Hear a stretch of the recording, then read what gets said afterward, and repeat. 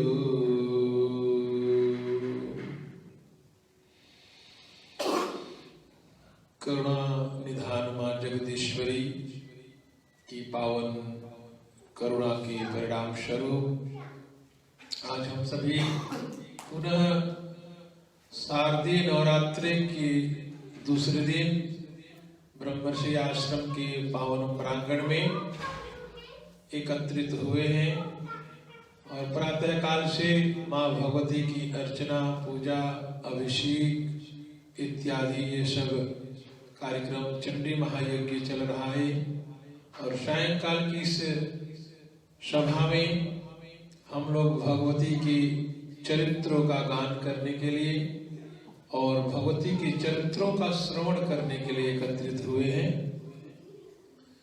जो मेन के बगल में है ना येलो, उसको बिल्कुल बंद कर दीजिए।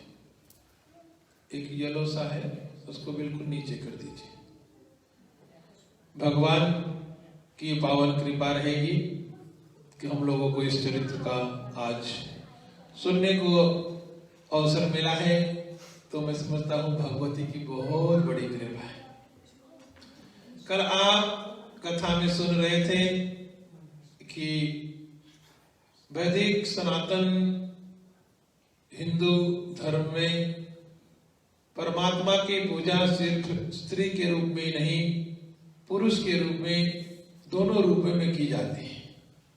और हम सभी सनातन धर्मी जो वैदिक सनातन धर्म की परंपराओं को जानते हैं, मानते नहीं, जानते हैं, जो वैदिक सनातन धर्म की परंपराओं को भली भांति जानते हैं, वह इस बात को बहुत अच्छी तरह से समझते हैं कि हम परमात्मा की पूजा सिर्फ पुरुष के रूप में नहीं करते, हम भगवती के रूप में, स्त्री के रूप में भी करते हैं, क्योंकि दोनों में कोई अंतर नहीं है। कल मैंने आपको ये बात बता दी। और आज की कथा में बड़ा सुंदर प्रसंग आता है कि व्यासदेव जी महाराज इसी प्रसंग को बताते हुए कह रहे हैं कि भगवती जो परा अम्बा है, ये कौन है? इसका जो आविर्भाव है, ये देवी भागवत महापुराण के अनुसार क्या है, इसकी जो शक्ति है, इसका जो विस्तार है, ये सृष्टि के प्रारंभ से लेकर के सृष्टि के अंत तक है। और यही सृष्टि को अपने ही संकल्प से उत्पन्न करती है और अंत में यही जब महाप्रलय होता है तो इस सृष्टि को अपने में समेट लेती है। वही जगदम्बा, पराअम्बा, परमेश्वरी है। और इनके स्थिति को, इनके विस्तार को, इनके लीला को समझने के लिए व्यासदेव जी बताते हैं कि एक बार कृष्ण द्वैपायन व्यासदेव जी सरस्वती नदी के किनारे संध्या कर रहे थे। बड़ी सुंदर कथा है, देवी भागवत में आप लोग ध्यान से समझें तो मां भगवती के चरित्र को सही से समझ पाएंगे। सरस्वती नदी के किनारे कृष्ण द्वैपायन व्यासदेव जी महाराज संध्या कर रहे थे और संध्या के बाद उन्होंने देखा कि एक गौरैया, जिसको हम चिड़ी कहते हैं, चिड़िया, उसके छोटे छोटे बच्चे खेल रहे थे और थोड़ी देर में उसकी मां दूर से उड़ते हुए आई और मुंह में चारा लेकर के अपने बच्चों के मुंह में दाना डाल रही है। और ऐसा एक बार नहीं कई बार हो रहा है कि वो चिड़िया दूर से चारा लाकर के, दाना लाकर, भोजन लाकर के अपने बच्चों के मुंह में डाल रही है। और ऐसा व्यासदेव जी देख रहे हैं। देखते देखते उनको बड़ा वात्सल्य, बड़ा प्रेम आया कि देखिए एक चिड़िया, एक गौरैया अपने बच्चे को कितना स्नेह कर रही है और मेरे पास तो कोई संतान नहीं है। और कथा में ये आता है कि वहीं से व्यासदेव के जी अंदर देखिए महामाया की कृपा, ये जो महामाया है ना, इसको यदि आप समझ लिए जीवन में तो तभी आप इस जीवन से मुक्त हो सकते हैं, अन्यथा नहीं। और जिस कहानी को मैं जो बता रहा हूं, यह हमारे देवी भागवत महापुराण के प्रथम अध्यायों की बड़ी सुंदर बात व्यासदेव की जीवन की है कि उनके मन में वहीं से इच्छा होती है कि मुझे भी कोई पुत्र हो तो मैं अपने पुत्र से प्रेम करूं, मेरे पास भी कोई संतान हो तो मैं अपने संतान को ऐसे प्यार करूं। और फिर सोचते सोचते सोचने लगे कि शास्त्र भी कहता है कि जिसके पास संतान नहीं है उसकी मुक्ति नहीं होती, जिसके पास संतान नहीं है उसकी मुक्ति नहीं होती। बिना संतान के हम अपने पितृ ऋण से मुक्त नहीं हो सकते। ऐसी ऐसी बातें मन में आने लगी। कहीं से भी एक बीज जब अंकुरित होता है ना, तो ये मनुष्य जो है वो अपने आप अपने मन में अपने सोच के अनुसार सारी लीला तैयार कर लेता है। अब बड़े सोच में पड़े, मैं तो ऋषि हूं, मैं एक संत हूं, मैं एक गुरु हूं, और संतान कैसे हो? बिना स्त्री की संतान तो हो नहीं सकती। तो सोच में पड़े थे और सोचते सोचते थोड़ी देर में नारद जी आ गए। अब नारद जी आ गए तो उनको बड़ा अच्छा लगा कि नारद जी आ गए, अब मुझे जरूर कोई ना कोई रास्ता मिलेगा। तो व्यास देव जी सरस्वती नदी के किनारे नारद जी को देखते हैं, देखते ही प्रणाम करते हैं देवर्षि को, और बड़े आह्लाद से कहते हैं कि आज आप बहुत सही समय पे आए हो। आज मेरे मन में बहुत बड़ी व्यथा चल रही है और आप इस समय पे आए हो। मुझे पूर्ण विश्वास है मेरी व्यथा का, मेरी समस्या का, मेरी चिंता का समाधान करेंगे। नारद जी ने सोचा, अरे इस सत्यवेता ऋषि को कौन सी व्यथा हो गई? नारद जी पूछने लगे तो कहा कि देखो, मुझे तो आज इच्छा हुई है पुत्र प्राप्ति की, और मैं कैसे पुत्र प्राप्त करूं ये मुझे रास्ता बताइए। नारद जी मुस्कुराए, मुस्कुराते हुए कहा कि देखिए, आपकी जो इच्छा है मैं समझ रहा हूं, लेकिन ये महामाया की बहुत बड़ी लीला है। तो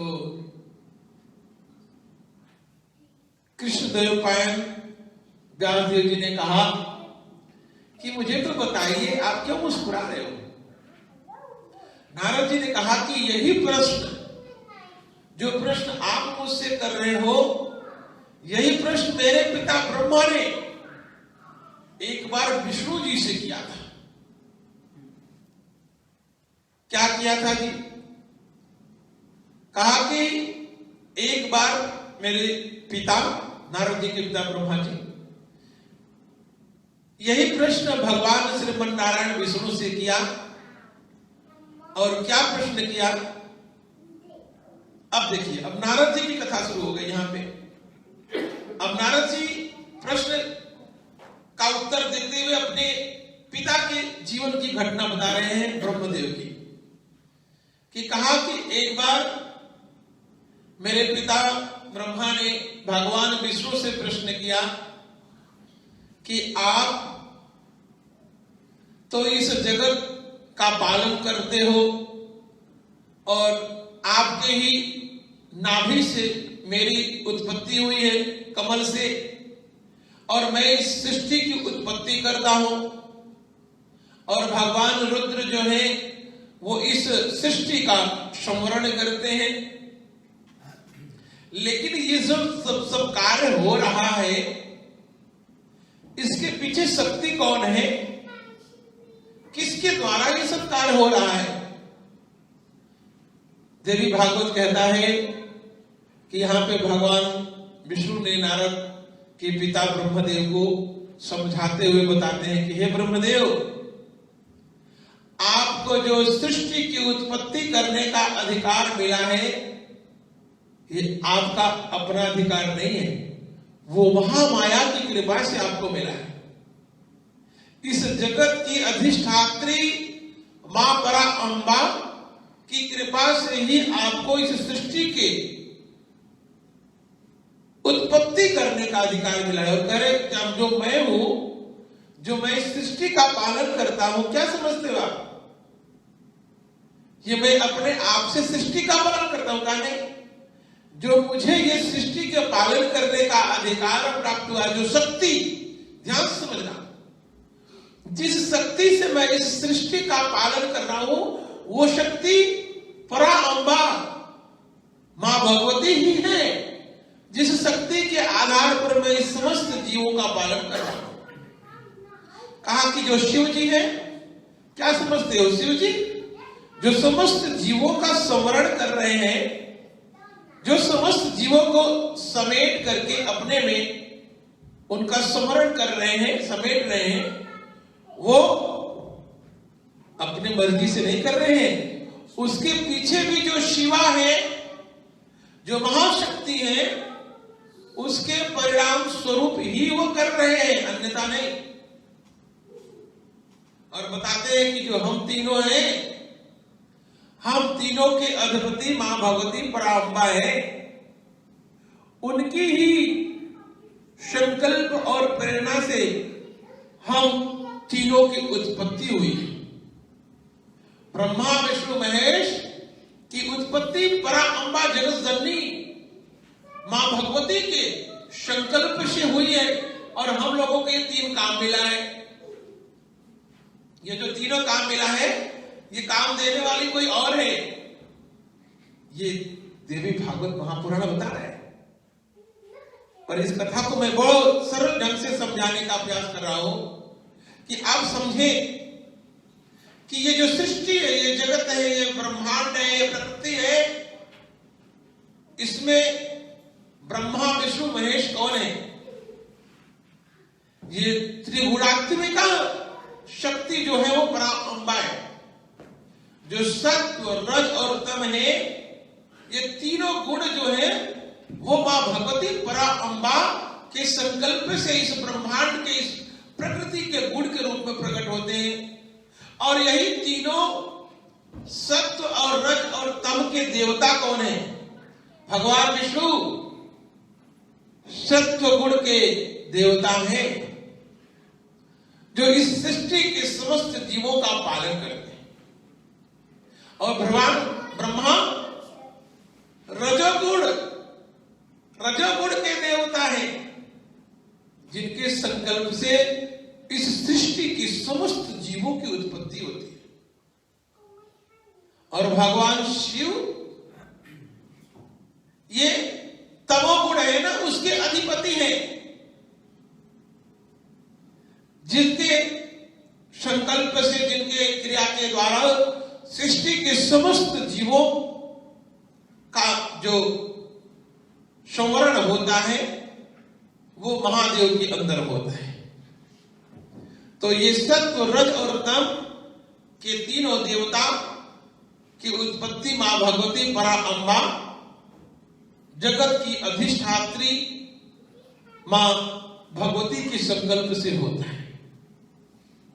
और इसके पीछे जो शक्ति है, ये वही है, और इनसे परे और कुछ नहीं है।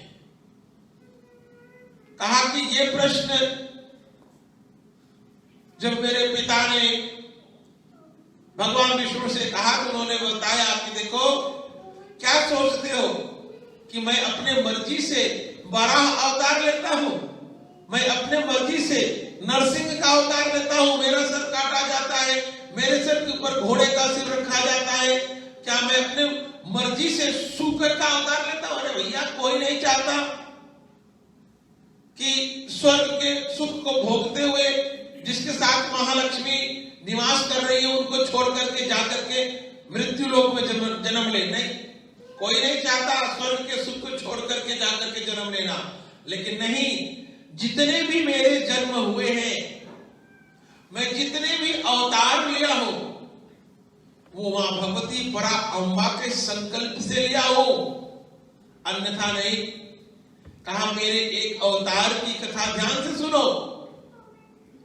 अब इसी प्रसंग में बड़ा सुंदर प्रसंग आता है कि एक बार भगवान विष्णु शयन कर रहे हैं, सो रहे हैं, और उनके कान से मैल निकलता, मैल, और मैल से दो बहुत बड़े राक्षस पैदा होते हैं। मैल से क्या सोचते हो, देवता थोड़ी पैदा होंगे, गंदगी से तो राक्षस ही पैदा होंगे। और उनका नाम मधु और कैटभ है। ध्यान से समझना, ये आपके जीवन की बात है। और देवी भागवत यहाँ पे आपको ये समझाने का प्रयास कर रहा है, और मैं भी आपको ये बताने का प्रयास कर रहा हूं कि ये सिर्फ कहानी है, मनोरंजन नहीं है। इसको तात्विक दृष्टि से समझना कि भगवान विष्णु के कान से जो मैल निकला, जो दैत्य निकले, तो उन दैत्यों ने भगवती की आराधना की, मां परा अंबा की आराधना की, और मां भगवती प्रकट हुई तो कहा वरदान मांगो। कहा हम वरदान ये चाहते हैं कि हम कभी न मरे, हम अपनी इच्छा से मरे। भगवती ने कहा था तथास्तु, वरदान दे दिया। अब मधुकैटभ जो राक्षसों को वरदान तो मिल गया, तो उन्होंने देखा इधर उधर कौन है, देखा ब्रह्मा जी कमल में विराजमान थे, तो वो दोनों ब्रह्मा जी की ओर बढ़े आगे, और ब्रह्मा जी वहां से दौड़ते हुए भागे। अब भागे, भाई दैत्य जो जिनको वरदान मिल गया कि कोई नहीं मार सकता, और कोई किसी के मारने से वो मरेंगे नहीं, तो ब्रह्मा जी भाग रहे हैं और दोनों दैत्य मधुकैटभ उनके पीछे। आप देखिए, जहां पर भी आसुरी शक्ति आती है ना, तो वो देवताओं की शक्ति से संघर्ष करती है। आपके जीवन में भी जब तमोवृत्ति आएगी, कोई गंदगी से विचार जब पैदा होगा ना, तो आपके अच्छे विचारों को मारने की कोशिश करेगा।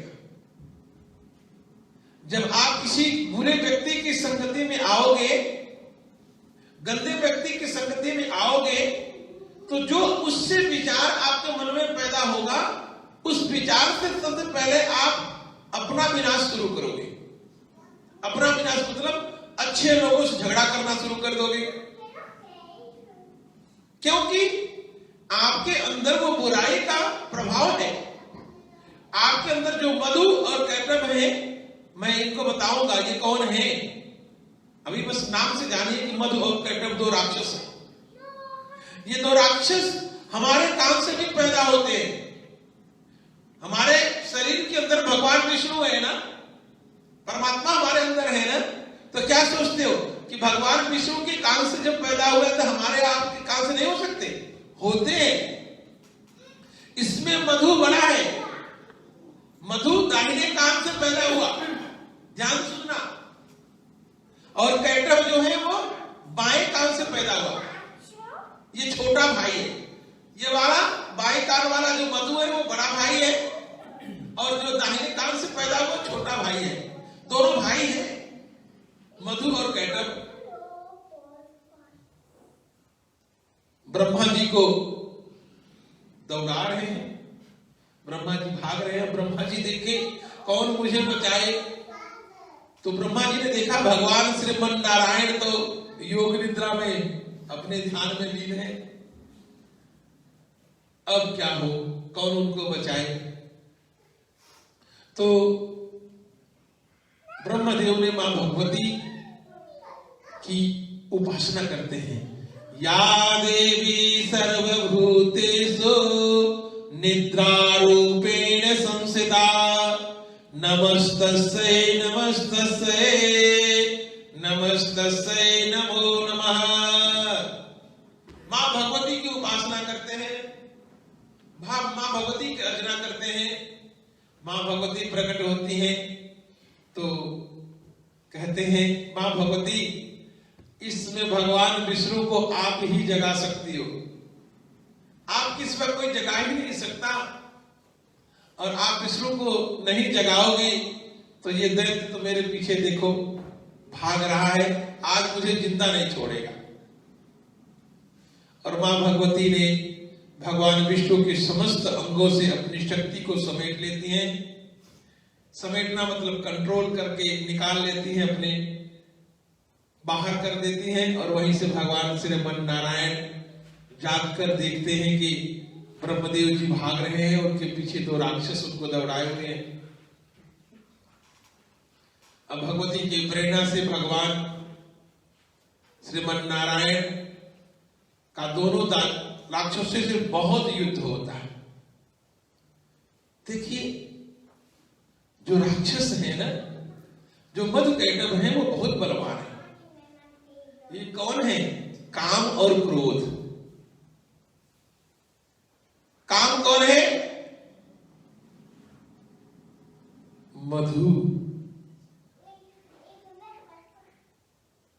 काम मीठा होता है, मधु मीठा होता है ना, शहद और नहीं। जैसे वैसे मधु है। ये काम मधु की भांति होता है, लेकिन आपके जीवन का नाश कर देता है। इच्छाएं जो होती हैं, ये कहां से पैदा होती है? काम से। जब किसी के बारे में कुछ सुनते हो तो आपको उसको प्राप्त करने की इच्छा होती है। कोई भी चीज अगर आप सुन लो, कुछ लोग कहते हैं हाँ देखने से भी होती है, लेकिन देखने से कम होती है, सुनने से ज्यादा होती है। क्योंकि देखने की तो सीमा है ना। आप यहाँ पे सिर्फ इस मंदिर के अंदर तक देख सकते हो। सुनने में कोई बताया कि हाँ जी डेढ़हाट के बाजार में ये चीज बहुत सुंदर है, तो आप यहीं बैठे बैठे डेढ़हाट के बाजार में पहुंच जाते हो।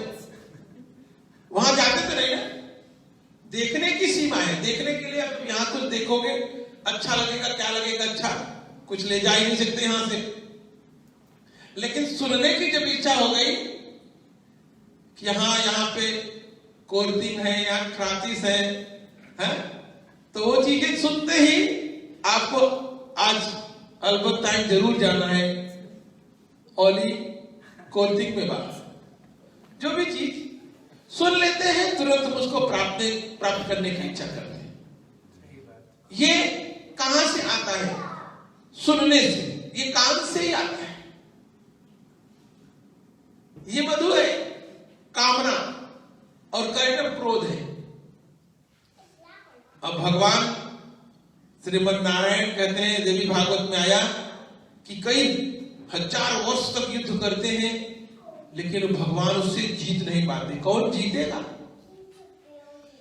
मधु कैटभ को वरदान है, ये मर ही नहीं सकते। हर व्यक्ति के जीवन में काम और क्रोध है। इनको मारना आसान काम नहीं है। क्या करना है? जब कोई मरे ना, तो क्या कर सकते हो? अगर कोई किसी को मारने का प्रयास कर रहे हो, वो मर ही नहीं रहा है, तो क्या कर सकते हो? बड़ा सुंदर प्रसंग आया यहां पे। और वही भगवान विष्णु ने वही किया। क्या किया पता है? भगवान विष्णु ने हाथ उठा करके खड़े हो गए, कहा कि भाई अब मैं तुम लोगों से युद्ध नहीं करूंगा। कहा क्यों?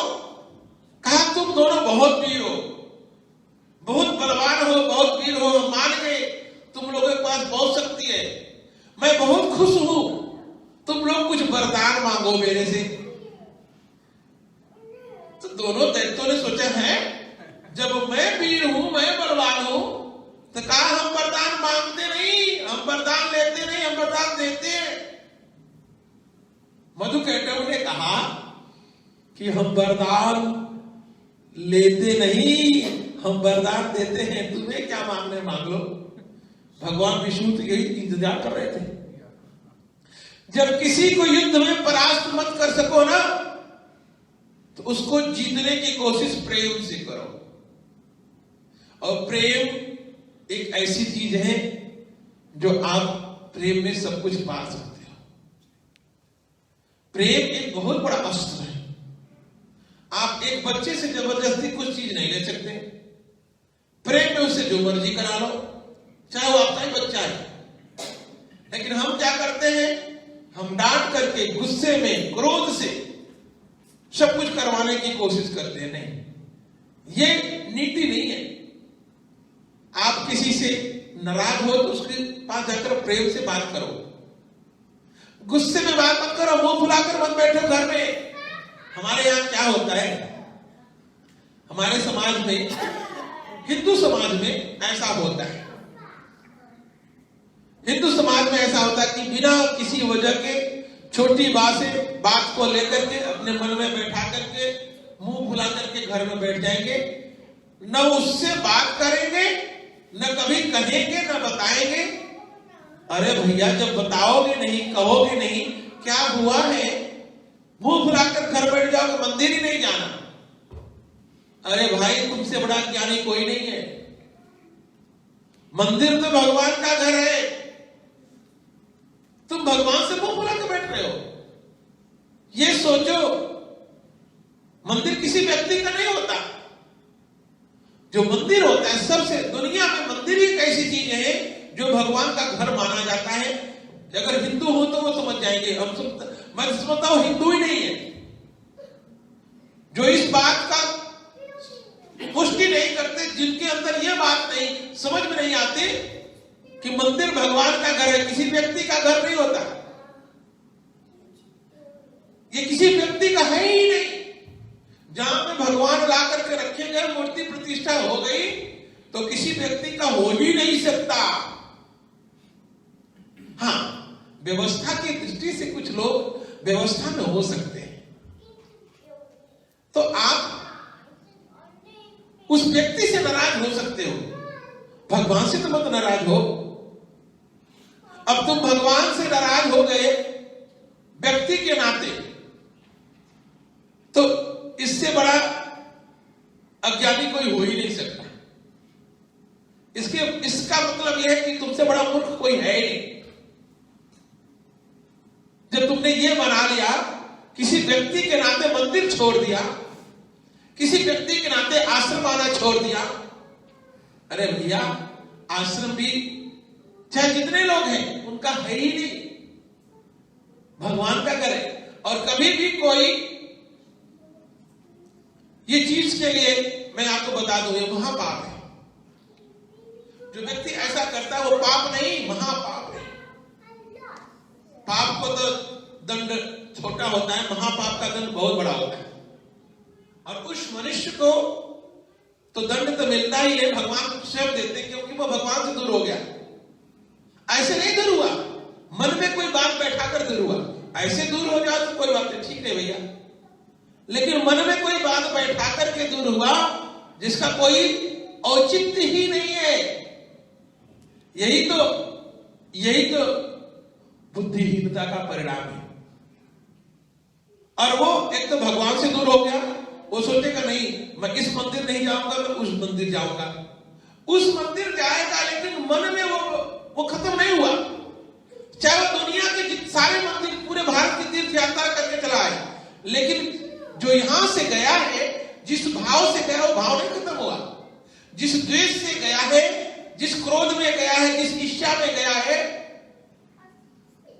जिस अंधकार में, अज्ञानता में गया, वो खत्म ही नहीं होगा। जब तक वो मरेगा नहीं, तब तक खत्म नहीं होगा। या स्वीकार करके आकर भगवान से क्षमा मांग ले कि भगवान, मैं इतने दिन आपसे दूर रहा, मुझे क्षमा कर दो। क्योंकि वो यहां नहीं आ रहा तो भगवान से दूर हो गया ना। कोई नहीं आ रहा है वो अलग बात है। अब कितने लोगों को हम जानते नहीं, कितने लोगों को पता ही नहीं यहां मंदिर है, वो नहीं आ रहा है तो उसको पाप नहीं लगेगा उसको, क्योंकि वो जानता ही नहीं। लेकिन जो जानता है, जो जान करके सब कुछ देख करके वो जब ऐसा करता है तो वो बहुत बड़ा अज्ञानी माना जाता है। और मैं तो हमेशा यही बात हिंदू धर्म के सभी समाज के लोगों को बताता हूं, भैया कोई बात है तो आओ, बैठ करके बात कर लो। आओ, जिसके साथ है दोनों बैठ करके आराम से प्रेम से बात कर लो। प्रेम से सभी समस्याओं को सुलझाया जा सकता है। मुंह फुला करके कोई समस्या कभी सुलझ ही नहीं सकती। समस्या और बड़ी होती है। बड़ी क्या होगी? अगर तुम दोनों का प्रेम है ना, तो तुम एक दोनों को पहले मिस करोगे। मिस करोगे मतलब सोचोगे, अगर प्रेम है तो। और उसमें क्या होगा? पीड़ा होगी। प्रेम में पीड़ा होती है। आप जिसको प्यार करते हो उससे दूर हो जाओ तो देखो कितनी पीड़ा होती है, पीड़ा होती है। कई बार कुछ हम कर नहीं सकते, लेकिन मन में भाव आता है कि अरे वो व्यक्ति पता नहीं, देखो अज्ञानता से दूर हो गया, उसके प्रति तरस आता है, उसके प्रति ऐसा भाव आता है। लेकिन अब हम क्या कर सकते, उसकी अज्ञानता इतनी प्रबल है कि उसको समझा नहीं सकते, उसको बता नहीं सकते। अब शायद मैं समझता हूं भगवान कि वो लायक ही नहीं है, इसलिए भगवान ने उसको दूर कर दिया। लेकिन मैं अपने मन को समझाने के लिए ऐसा कहता हूं। लेकिन एक संत के नाते हमें तो पता लगता है कि वो भगवान से दूर हो गया, इसका मतलब वो अज्ञानता में जीवन जी रहा है। मैं आपको बता रहा था कि भगवान विष्णु का जीवन देखिए, वो दोनों हाथ उठाकर खड़े हो गए कि तुम लोग बहुत वीर हो और मैं तुम्हें वरदान देना चाहता हूं। तो मधुकैटभ ने कहा नहीं, हम वरदान देते नहीं, आप हमको देना चाहते, हम लेते ही नहीं, हम तो वरदान देते हैं, मांगो तुम्हें क्या बनना है। भगवान विष्णु ने कहा अगर देना ही है तो तुम दोनों अपना सिर काट कर दे दो। महामाया की कृपा से अब वो वचन दे चुका था, मधुकैटभ वचन दे चुके थे। तो कहा ठीक है, इस जल पर मेरा सिर मत काटना, कहीं और काटो। कहा ठीक है। भगवान विष्णु ने अपने जंघा पर रख करके दोनों का सिर काट करके दोनों के अंत कर दिया। ये मधुकैटभ हैं जो इनको जीत नहीं सकते, इनको हरा नहीं सकते, इनसे लड़ाई में जीत नहीं सकते। इनको तो प्रेम से जीतना पड़ता है, काम को, क्रोध को जीतना पड़ता है। लड़ करके इनको कभी नहीं हरा सकते, आप कभी नहीं हरा सकते। इनको तो प्रेम से जीतना पड़ता है। और काम क्या है? इच्छा उत्पन्न करता है, और जब इच्छा पूरी नहीं होती तो क्रोध आता है। मैं आप सबसे पूछता हूं, सभी लोग जो सुन रहे हैं ये बात, कि कभी आपने सोचा है क्रोध क्यों आता है? क्रोध, गुस्सा कब आता है, क्यों आता है? कभी ध्यान से सोचना। और ये देवी भागवत का आज का प्रश्न बड़ा सुंदर है। काम क्रोध तो आपके जीवन का विनाश करता है, और आज भगवती आपको देवी भागवत के माध्यम से यही बताने का प्रयास कर रही है कि आपके जीवन का विनाश ना हो। आपका सुंदर जीवन जो आपको मिला है, इसकी सुंदरता को समझो, इसकी सुंदरता को अपने जीवन के साथ सुंदर बनाने का प्रयास करो। काम क्रोध से जो आपका जीवन खराब होता है, उसको सही बनाओ। कभी सोचना कि क्रोध क्यों आता है? किसी को भी, एक बच्चे को गुस्सा कब आता है पता है? जब वो कुछ मांगता है, आप नहीं देते हो। मतलब इच्छा की पूर्ति न होने से क्रोध आता है। आप जो जैसा चाहते हो वैसा नहीं होता, क्रोध आ जाता है। हमारे से भी लोग कई बार गुस्सा आ जाते हैं। मैं कहता हूं इनसे बड़ा ज्ञानी कौन है? क्योंकि वो चाहते हैं कि गुरुजी ऐसा करें, और गुरुजी वैसा करते नहीं तो मुंह फुला लेते हैं। होता है ऐसे। वो चाहते हैं कि गुरुजी ऐसा करें, वो चाहते हैं मेरे लिए कि गुरुजी ऐसा करें। गुरुजी तो वैसा करने वाले नहीं भैया, गुरुजी तो शास्त्र के सिद्धांत को करने वाले हैं। ऐसे करने लगे तो फिर तो हो गया काम। तुम्हें हमारे हिसाब से करना है। हम गुरु परंपरा में, हम ऋषि परंपरा में, हम ब्रह्मर्षि की परंपरा में, हम बचपन से उस परंपरा में सीखे हैं, ट्रेनिंग लिए, पढ़े हैं, साधना किए, स्वाध्याय किए। तुम्हें हमसे सीखना है, हमें तुमसे थोड़ी सीखना है। ये सिद्धांत है, ये तो एक सिद्धांतिक तरीका है कि जो उस परंपरा में जो तुम अपने बाप से सीखोगे कि अपने बाप को सिखाओगे? तुम अपने बाप से सीखोगे कि अपने बाप को सिखाओगे? हाँ, होता है, नई पीढ़ी ऐसे सोचती है। मैं सोचता हूं उनसे बड़ा ज्ञानी कोई नहीं होता। तो कितने लोग ऐसे भी सोचते हैं। तो अब जब गुरुजी वैसा नहीं करते तो मुंह फुला लेते, गुस्सा हो जाते हैं। हम कहते ठीक है भैया, अपना जो गुस्सा करेगा वो अपने घर करे, जब गुस्सा शांत हो जाएगा, मुस्कुराते हो तब यहां आना। मेरा एक मूल मंत्र है, ये सैद्धांतिक है, कोई जबरदस्ती नहीं है। एक मूल मंत्र है कि जब आप प्रसन्न से मुस्कुराते हो तब मुस्कुराते हुए आश्रम में आना। जब तक आपके पास क्रोध रहेगा, गुस्सा रहेगा, आप घर रहना, यहां नहीं आना, जरूरत नहीं है। क्योंकि क्रोध लेकर जब यहां आओगे तो क्रोध में कुछ करोगे तो वो एनर्जी एक दूसरे को वाइब्रेट, मुझे तो नहीं करेगी कुछ, लेकिन जो यहां पे दूसरा व्यक्ति है उसके ऊपर इफेक्ट करेगी, क्योंकि एनर्जी है। क्रोध, एक ईर्ष्या, द्वेष, ये सब एनर्जी में काम करती है। इसको हमें जीतना है। कैसे जीतना है? प्रेम से जीतना है। जैसे भगवान विष्णु ने जीता और मेघकंटक को मारा। काम क्रोध को जीतने के लिए आपको प्रेम से जीतना है। मैं तो कहता हूं प्रेम में इतनी शक्ति है ना, सबसे ऊंची प्रेम सगाई, सबसे ऊंची प्रेम सगाई। प्रेम के बस अर्जुन रथ हाके, प्रेम के बस अर्जुन रथ हाके, भूल गए ठकुराए, सबसे ऊंची प्रेम सगाई, सबसे ऊंची प्रेम सगाई। प्रेम के बस अर्जुन रथ हाके, प्रेम के बस अर्जुन रथ हाके, भूल गए ठकुराए, सबसे ऊंची प्रेम सगाई, सबसे ऊंची प्रेम सगाई। दुर्योधन के मेवा त्यागे, दुर्योधन के मेवा त्यागे, साग बिगुर घर खाए, सबसे ऊंची प्रेम सगाई, सबसे ऊंची प्रेम सगाई, सबसे ऊंची प्रेम सगाई। ये जो प्रेम है ये सबसे ऊंचा है। भगवती से जो प्रेम करता है वो यहां बैठा है, जो मां दुर्गा से प्रेम करता है वो यहां बैठा है, वो रह ही नहीं सकता। हम भगवान से प्रेम करते हैं, हम तो इंतजार करते हैं कि कब समय आए मैं भगवती का चरित्र सुनाऊं आपको। मैं तो आतुर रहता हूं भगवती के चरित्र को बताने के लिए, इंतजार करता हूं, घड़ी देखता हूं कब कथा का समय हो, मैं कब कथा सुनाऊं। ये मेरा प्रेम है, ये भगवती के प्रति प्रेम है।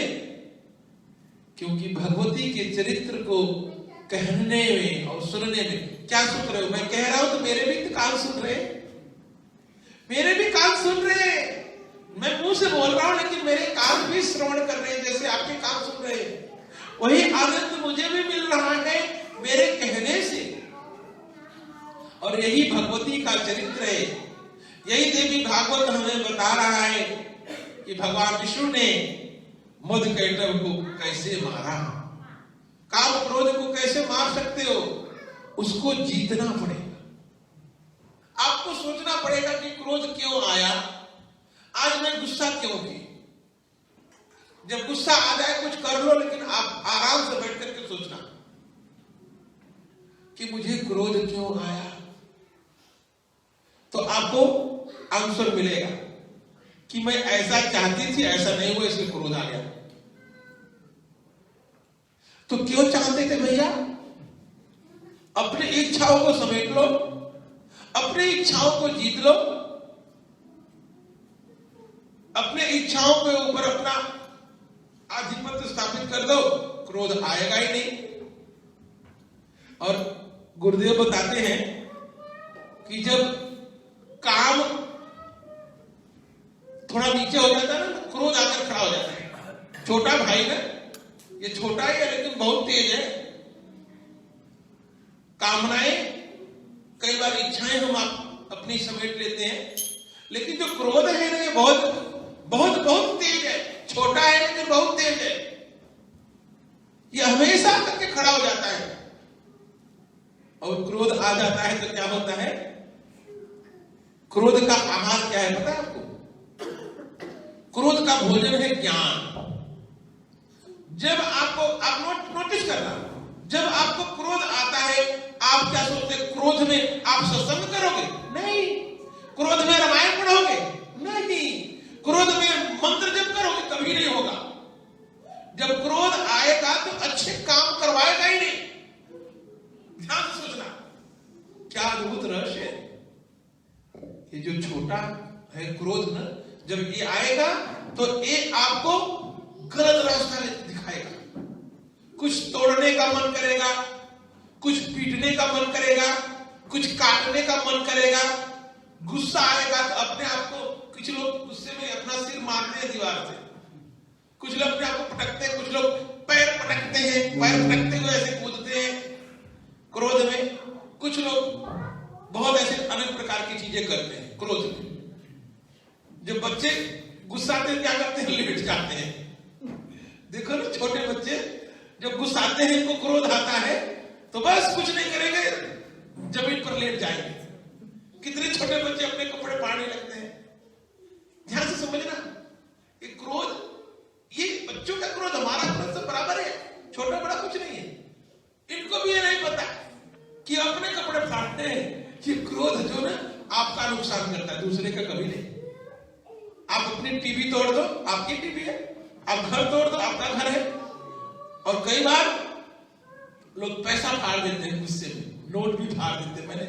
मैंने देखा है किसी को एक बार क्रोध में, तो उसके पास ऐसे नोट थी, फर से फाड़ा, 2 टुक्का हो गए। और वही जब क्रोध शांत हुआ तो कहा कि कैसे जुड़ेगा, जोड़ दो। मैं कहा क्यों जोड़ते हो? क्योंकि क्रोध जब आया तो कुछ नहीं। क्रोध में क्या होता है, मैं आपको ये बात बता दूं, क्रोध की बात चल रही है।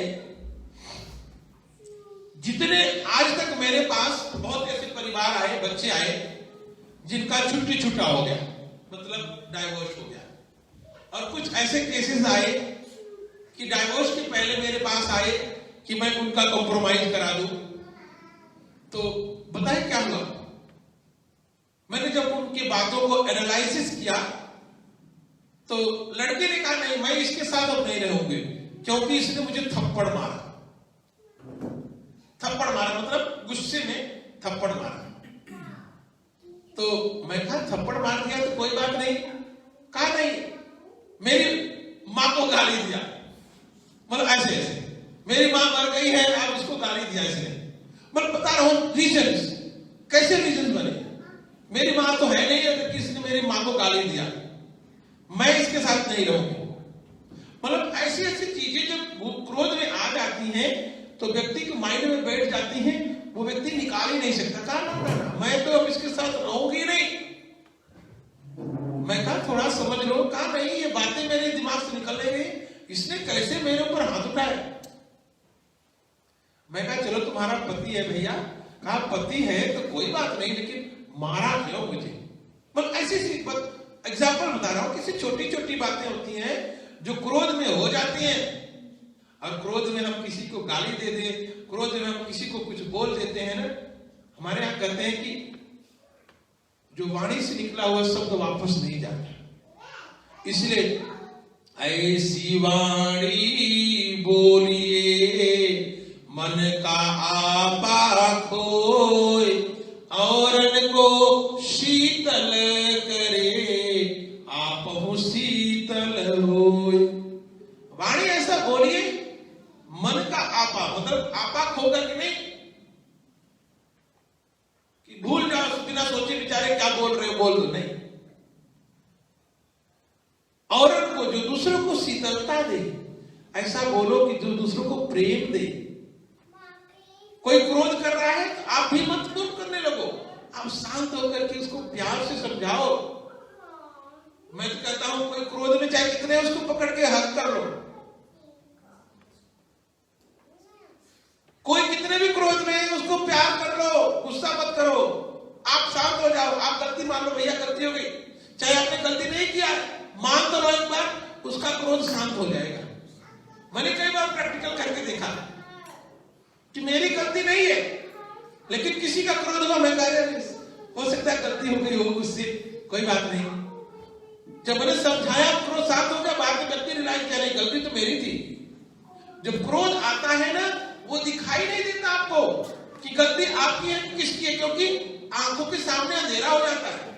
यही तो क्रोध है। और क्रोध आपके जीवन का विनाश कर देता है। एक बार नहीं, आपके सारे संबंधों का विनाश करता है। मनुष्य बिना संबंधों के थोड़ी रह सकता है। आज संत हैं हम लोग, अगर एक समाज न हो, हम क्या करेंगे? आप इतना बड़ा समाज आज बैठा है हमारे साथ, अगर ये ना हो तो हम क्या करेंगे? कितना जप करेंगे, कितना साधना करेंगे अकेले? नहीं, हमें एक समाज के साथ जीवन जीना है, लोगों के साथ जीवन जीना है। और यही तो हमारे जीवन की आधारशिला है। हमारे गुरुदेव कहा करते थे, जो गृहस्थ लोग हैं वो हमें पालते हैं। पालना मतलब समझ रहे हो? जो कमाते हैं और हमें पैसा देते हैं, तो हमें दान के रूप में देते हैं, चाहे दक्षिणा के रूप में देते हैं, उसी से हमारा भोजन, उसी से हमारा कपड़ा, उसी से हमारा जीवन चलता है। हम नौकरी नहीं करते। धन्य तो वो गृहस्थ हैं जो मेहनत करके कमाते हैं और आकर के आश्रमों में, मंदिरों में दान देते हैं, जिससे मंदिर आश्रम में सब चल रहा है। हमारे गुरुदेव बहुत सम्मान करते थे, बहुत कहते थे नहीं, ये जो गृहस्थ लोग हैं ये हमारे धर्म की आधारशिला है, पिलर है। इन्होंने हमारे धर्म को जीवित रखा है।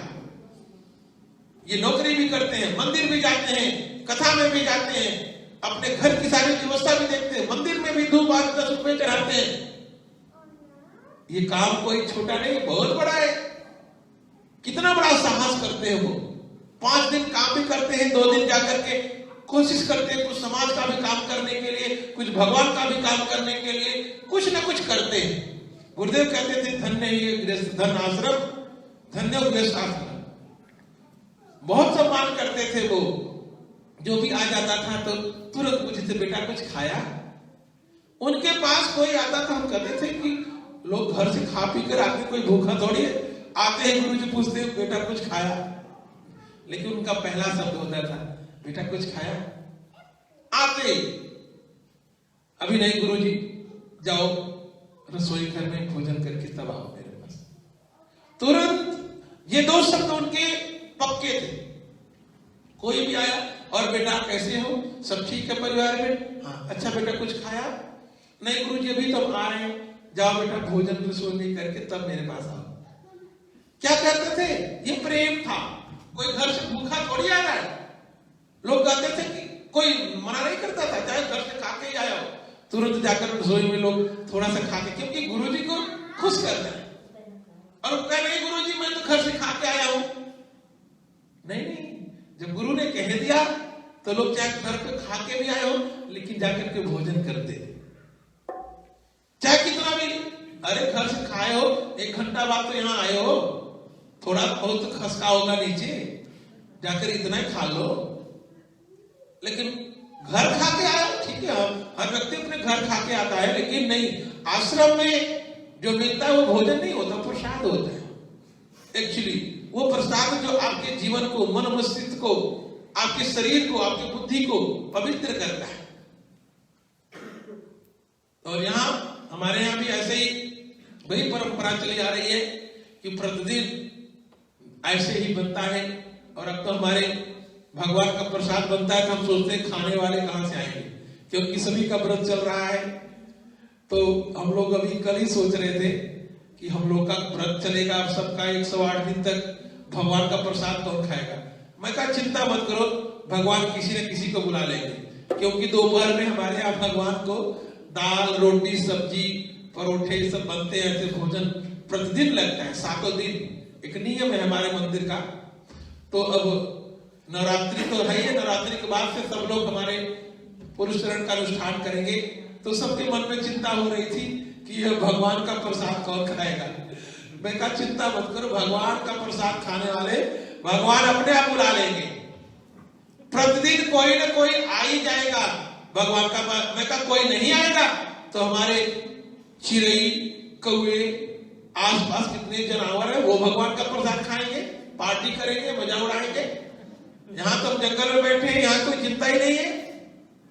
अब जो लोग सुन रहे हैं समझ लेना, आप लोग समझदारों के लिए इशारा ही काफी है कि प्रसाद खाने के लिए आना है आपको।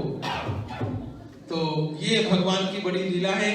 और आज हम सभी देवी भागवत के महापुराण के माध्यम से मधुकैटभ के वध की कथा सुने। मधुकैटभ जो काम क्रोध हैं, इनको अपने जीवन में समझना है। ये कान से हमारे विचारों के अंदर घुसते हैं, लेकिन हमारे जीवन का सर्वनाश कर देते हैं। यही हमारे जीवन में दुख देते हैं, यही हमारे जीवन में पीड़ा देते हैं, यही हमारे जीवन में अशांति करते हैं।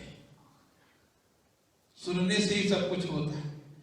बुराइयां सुन लिया, बुराया मन हो गया। किसी ने कह दिया अरे वो आपके बारे में चुगली भी सुनते हैं लोग, एक दूसरे की चुगली कर दिया, निंदा कर दिया। अरे ये तो ऐसे कह रहा था, तुरंत मुंह फूल गए गुब्बारे की तरह। हमारे यहाँ करते नहीं। अपने आप को कभी भी किसी की बातों पर विश्वास मत करो। हमारे यहाँ शास्त्र में यही संदेश दिया जाता है कि काम को, क्रोध को अपने जीवन में जीत करके रखो, इनको कभी आने मत दो। क्रोध आए तो शांत होकर के एकांत में बैठ करके इसको कोशिश करो कि क्यों आया है, अब ये दोबारा ना आने पाए। क्योंकि क्रोध आने से प्रेम में दरार आती है। और एक बार एक शीशे में जब प्रेम, तो कहते हैं प्रेम शीशे की भांति है, और शीशे में दरार आ गई तो आप उसको जोड़ ही नहीं सकते। और शीशा बदल कब सकते हो? जब शरीर बदलोगे। शरीर में एक शीशा है, वही प्रेम रूपी शीशा है, इसमें दरार ना आने पाए। प्रेम से रहो, अपने समाज की रक्षा करते हुए। मैं तो समझता हूं कि हम लोग बड़े सौभाग्यशाली हैं कि हमें ऐसा अवसर मिला है। हिंदू सनातन धर्म जो है बहुत वैज्ञानिक धर्म है। अपने भगवान के प्रति जो प्रेम है ना, वो सबसे ऊपर रखना चाहिए आपको। हमारे क्या होता है कि हम देखते हैं, मैं देख रहा हूं कि लोग भगवान को ऑप्शनल रखते हैं। जब कुछ नहीं है तो चलो मंदिर चल देते हैं। अरे कथा नवरात्रि अब 6 महीने बाद आएगी, 6 महीने पहले जो मर्जी करो। हमारे त्योहार जो नवरात्रि आती है 6 महीने बाद आती है। कम से कम 6 महीने में आप अपने शाम का 2 घंटे का समय नवरात्रि भगवती उपासना, ये जो लोग कथा सुन रहे हो ये भी भगवती की उपासना ही है। ये आप लोग भगवती के जो चरित्र को सुन रहे हो देवी भागवत के माध्यम से, ये भगवती की उपासना है। ये बहुत बड़ी उपासना है, साधना है कि आप प्रतिदिन 2 घंटे के लिए नियम से आप भगवती की कथा सुनने के लिए आ रहे हो। ये भी नवरात्रि उपासना का बहुत सुंदर आधार है। अभी मैं पिछले सप्ताह में पेरिस में था, तो मैं ऐसे बाजार में घूम रहा था, फल वगैरह लेना था, तो गए बाजार में, तो मैंने देखा कि एक सड़क के किनारे लंबी भीड़ लगी हुई है। मैं सोचा पता नहीं कोई झगड़ा हो गया, कोई एक्सीडेंट हो गया, क्या हो गया। लंबी भीड़ लगी थी और उसमें काले पीले लाल ब्राउन सब लोग थे। मैं फिर जाकर नजदीक पूछा कि ये यहाँ पे क्या हो रहा है। तो उन्होंने कहा कि आज फ्राइडे है और हम लोग नमाज पढ़ने आए हैं, जुम्मा है, मतलब फ्राइडे के दिन। तो मैं कहा आप लोग इतने लोग सड़क पर खड़े हो? कहा कि हम लोग खड़े हैं, जो अंदर लोग हैं वो नमाज अदा करके जब बाहर निकलेंगे तो हम लोग अंदर जाएंगे। सब लाइन में खड़े थे, लाइन में। मैं कहा कि ये हर हफ्ता ऐसा होता है?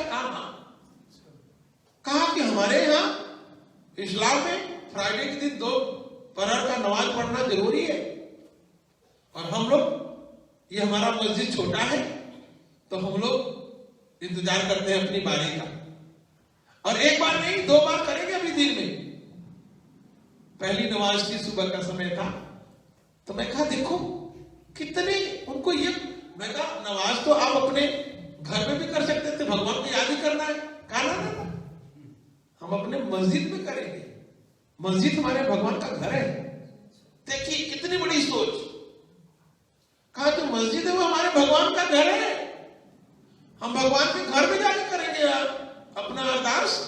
घर में क्यों कर, घर में करते हैं 4 बार, लेकिन हर फ्राइडे को जरूर मस्जिद में करते हैं।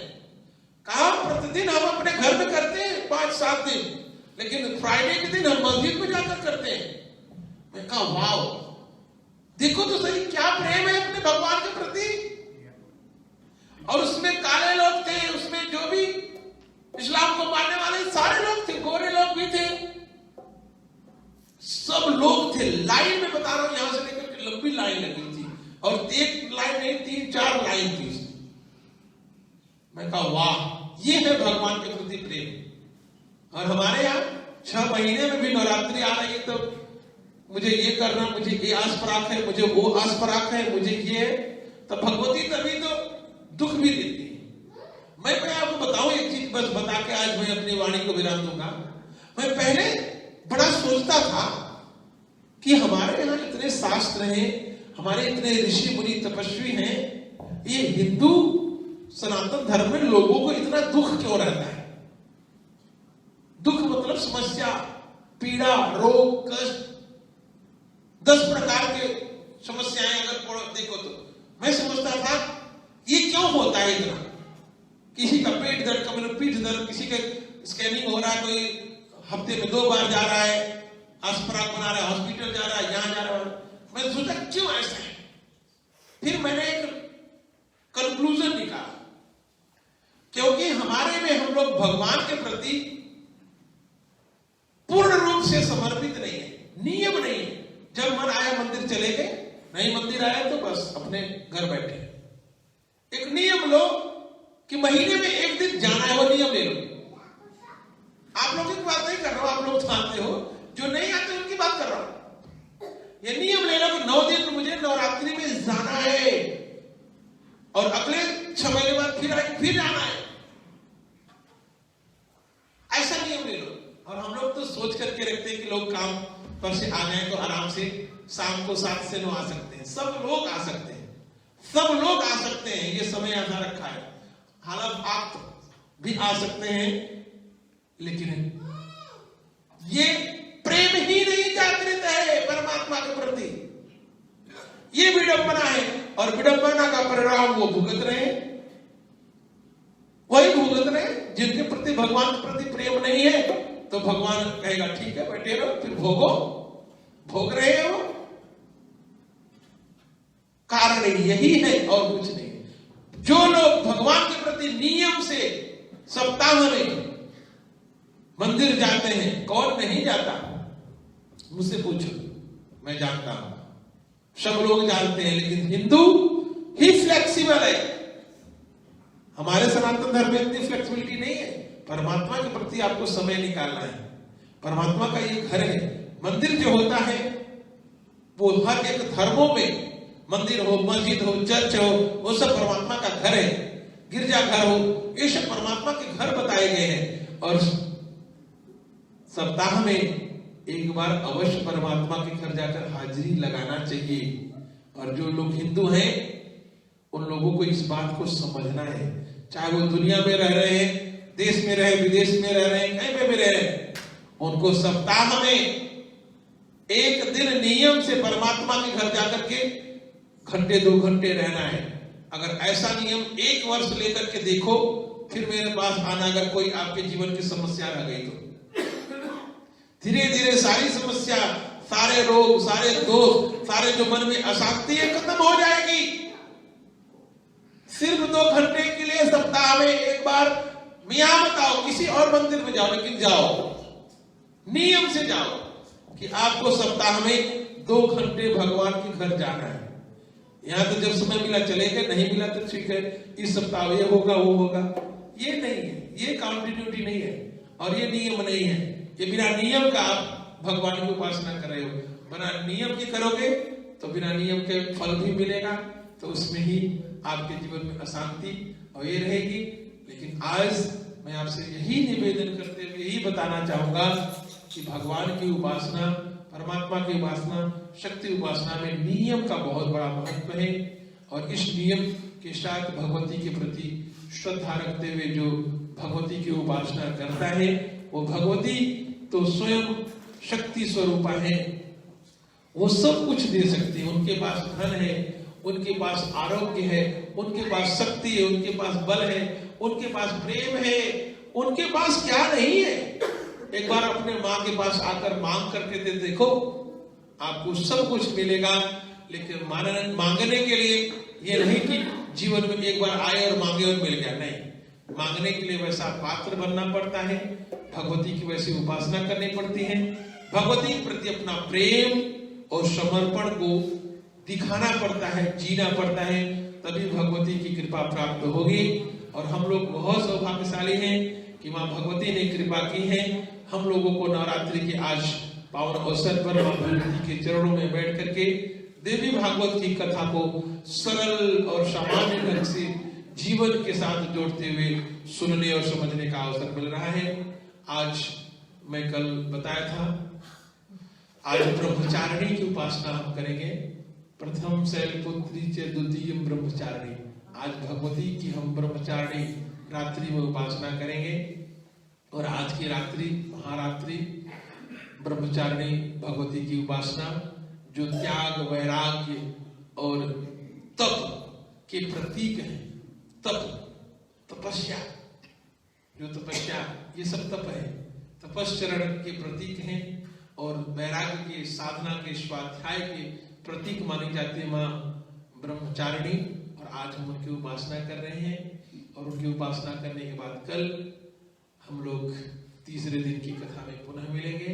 तब तक के लिए अपने वाणी को यहीं विराम देते हुए आप सभी के लिए बहुत बहुत मैं मंगल कामना करता हूँ। और मुझे पूर्ण विश्वास है आप लोग मेरी बातों को समझेंगे और अपने जीवन में उतारने का प्रयास करेंगे और भगवती की कृपा के भाजन बनेंगे।